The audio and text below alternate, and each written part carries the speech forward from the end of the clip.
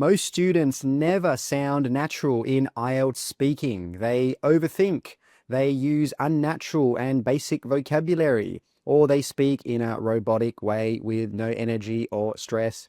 If that sounds like you, don't worry, because in today's lesson, I'm going to show you 5 simple tips to help you sound more natural and speak English more fluently. The first tip is pronunciation. One of the simplest things you can do to sound more natural in the speaking test is to improve your pronunciation. This is something that most students who are taking the real test never do. And it's also one of the things that stops students from getting into that band 7 range, and it often keeps students stuck at around a band 6 or 6.5. So to improve your pronunciation, there are 3 main things you should focus on. The first thing is you need to learn the sounds of English. On the screen now, you can see the International Phonetic Alphabet. This is an alphabet which shows you how to pronounce the 44 sounds of English. So if you look at this sound at the top left here, this is an E sound, as in keep. If you look down here at this consonant sound, well, this is a D, as in dog. So if you know how to pronounce all of these sounds, you're going to be able to pronounce every English word clearly and correctly. So if you're serious about improving your speaking skills, make sure you check out our IELTS preparation course. We have an entire section on speaking training where you'll learn exactly how to sound more natural and fluent, just like a native speaker. The link is in the description. Now, after you've learned the sounds of English, you need to learn something else, which is called connected speech. If you've watched any of my videos before, you will have probably seen me talk about connected speech, and that's because it's very important. And I don't think most students understand how important it is, not only to improve your speaking skills, but also to improve your listening skills. So connected speech is when sounds disappear, change, or blend together in fast, natural English. Have a look at this sentence right here. Do you want to buy the red dress? Well, that's how it's written, but in fast spoken English, it will sound like this. Do you want to buy the red dress? Do you want to buy the red dress? So you'll note that we don't say do you, we say j. We don't say want to, we say wanna. So do you wanna? And we don't say red dress. No, we drop one of the D sounds and we simply say red dress. So if you know connected speech, it's going to make your English sound more natural and it's going to make it easier for you to speak English. Just have a look at this example. Which do you think is easier to say? Do you want to buy the red dress? Or do you want to buy the red dress? Do you want to buy the red dress? Well, obviously the second one, because with the first one, you have to pronounce every single sound in every single word. However, with the connected speech, it's much easier because the sounds connect together and some sounds completely disappear and we don't have to pronounce every word or every sound really clearly. The next thing you need to think about is stress. I am speaking right now, but something doesn't sound right. What is it? Well, the reason why my speech sounds a bit funny is because there's no stress or rhythm. And that's something that also causes students to get a lower pronunciation band. They speak in a monotone, like a robot. They don't have any stress, they don't have any rhythm, and they don't put any energy into their speech.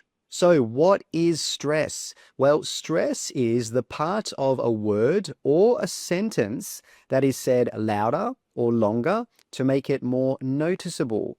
It can help give meaning and natural rhythm to speech. Now, there are 2 main types of stress, word stress and sentence stress. So let me quickly show you some examples of word stress. Look at this word here. It's pronounced photographer. That tog sound is pronounced a little bit louder and a little bit stronger than the rest of the sounds. But some students mispronounce this word and they say it as something like photographer. Or on the other hand, something like photographer. photographer. So you have to get the stress right to pronounce the word correctly. Here is another one, independent. Independent. The stress is on the pen, independent. We don't say independent, independent. No, the stress is on the pen sound. And let me show you one more example, vocabulary. Vocabulary. So the stress here is on the second sound. Now, let me move on to sentence stress. Have a look at this sentence. I'm going to say it with no stress first. I didn't say she took my phone. I didn't say she took my phone. Now let me stress the word took. I didn't say she took my phone. So because I'm stressing the word took, I might mean that she did something else with the phone. Maybe she threw it out the window. Maybe she did something else. Now let me change the stress to the word phone. I didn't say she took my phone. So that means I'm trying to say that maybe she took something else. Maybe she took my iPad. Maybe she took my keys. So sentence stress is also a very important part of sounding like a native speaker. Next, don't have too many pauses or hesitations. I think the best way to improve your English is probably by practicing every day. This is another problem that makes students sound not natural in the speaking test, having too many hesitations where you have to stop and think. So why is this a problem? Well, the main reason is it just shows you're not fluent. If you were talking to a native speaker, they wouldn't have a lot of pauses or hesitations like that, where they can't think of the correct word. And this has a big effect on your fluency. If you have a lot of hesitations and you use slow speech, your fluency band will probably be a band 5. Apart from that, it just makes your answers a bit harder to follow. If certain words are not connected or said close to each other, it's going to make it hard to follow and understand the meaning of the sentence. So how do you fix it? Well, the main thing you can do is have more preparation and practice. You need to practice speaking English regularly, not once every week or once every fortnight. You need to do it daily so you can train your mind to speak at a reasonable speed and not have a lot of pauses where you don't know what to say. Apart from that, you need to stop translating from your native language in your head. If you always have to translate from your language to English and then actually say that sentence or say that word, well, it's going to be very slow and not natural. Think about when you're speaking your own language. You don't have to translate, right? You just speak without really thinking. Well, that's what you should try to do with English as well. Another thing you can do is just stop thinking too much about vocabulary and grammar. Unless you're trying to get a band 9, you don't have to be perfect at everything. If you make a few small mistakes, you can still get a band 7 in your vocabulary and in your grammar score. So stop thinking too much and try to be as natural as possible. Next, don't use filler words where possible. Well, I guess, like, if I had to choose, I'd probably say, traveling, because, it's just really interesting to, visit new places and experience different cultures and stuff. So what was wrong with what I just said? What is wrong with all of those words in red? Well, they are called filler words, and filler words are unnecessary words or sounds. So words or sounds that we don't need, and they're sounds that people use to fill pauses while they are thinking. And the key thing with filler words is they don't carry any meaning. So for example, if I say well, it doesn't really carry any meaning. If I say like, it doesn't really carry any meaning. And same with the other ones, like it doesn't carry any meaning. So where possible, try to avoid using filler words. Obviously, it's okay if you use a few. It's completely natural to sometimes say more and have to think about something. But if you're using them all the time in every single sentence, then this is going to be a problem. Using too many filler words can lower your fluency band score because it makes your speech sound less smooth and less like a native speaker. Moving on to the next thing now is use contractions. Well, I'd say my favorite way to relax is watching movies because they're a great way to unwind after a long day. I don't always have time, but when I do, I'll just grab some snacks and chill on the couch. So, why did what I say just then sound very natural? Correct, because I used contractions. But what are contractions? When two or more words are combined into one shorter word by removing some letters and adding an apostrophe. For example, you are becomes your. Now let me show you some examples of contractions. I am becomes I'm. You are becomes your. He is becomes he's. She is becomes she's. It is becomes its. I would becomes I'd. Should have becomes should've. And I would have becomes I'd have. I'd have. Yes, sometimes you can use a contraction when you have three words. Now let's look at some examples of contractions used in sentences, and I'd like you to repeat after me. I'm really excited about my trip because I've never been there before.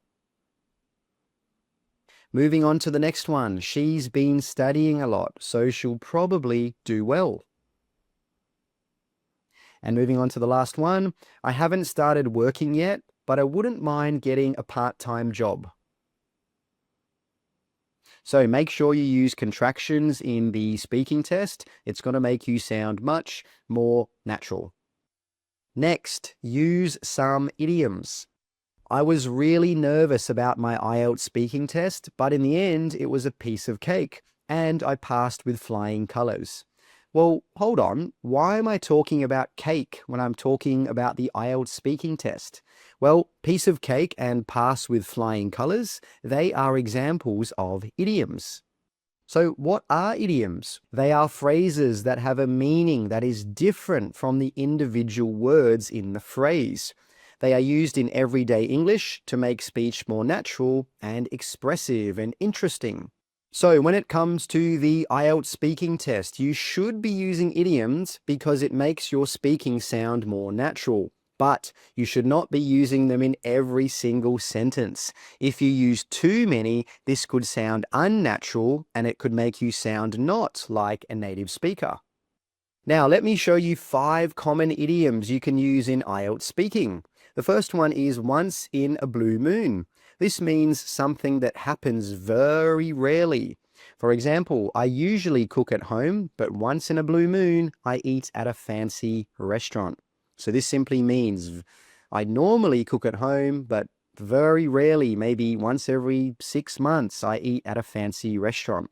Number 2, a piece of cake. We saw this one before. It means something that is very easy to do. For example, learning languages is a piece of cake. Moving on to number 3, hit the nail on the head. This means to describe something exactly as it is. When my teacher said I need to practice more, she really hit the nail on the head. Number 4, break the ice. This means to start a conversation and make people feel comfortable. For example, at social events, I usually tell a joke to break the ice.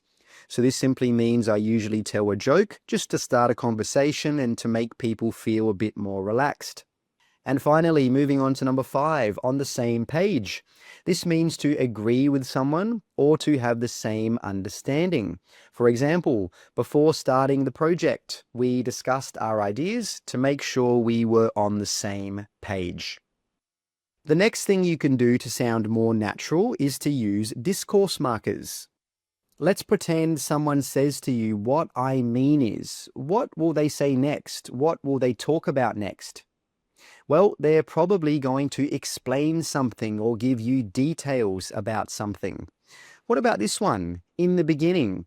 If you hear that, what do you think the speaker is going to talk about next?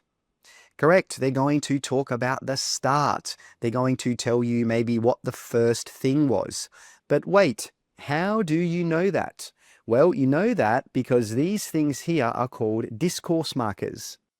Discourse markers are words or phrases that help to tell the listener what is coming next. So, for example, they can show if we are adding information, changing the topic, or finishing our thoughts.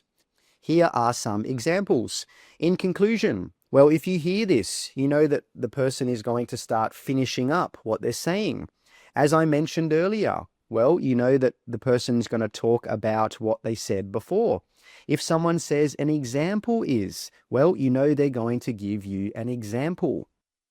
So discourse markers are really important if you want to sound more natural when you're speaking and get a higher band score for fluency and coherence in the speaking test. Discourse markers are something that a lot of students don't use, which can keep their fluency at a lower level.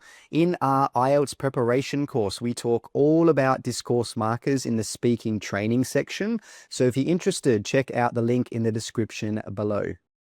The next thing to sound more natural is don't repeat the question. Do you always take photos if you see a good view? Yes, I always take photos if I see a good view.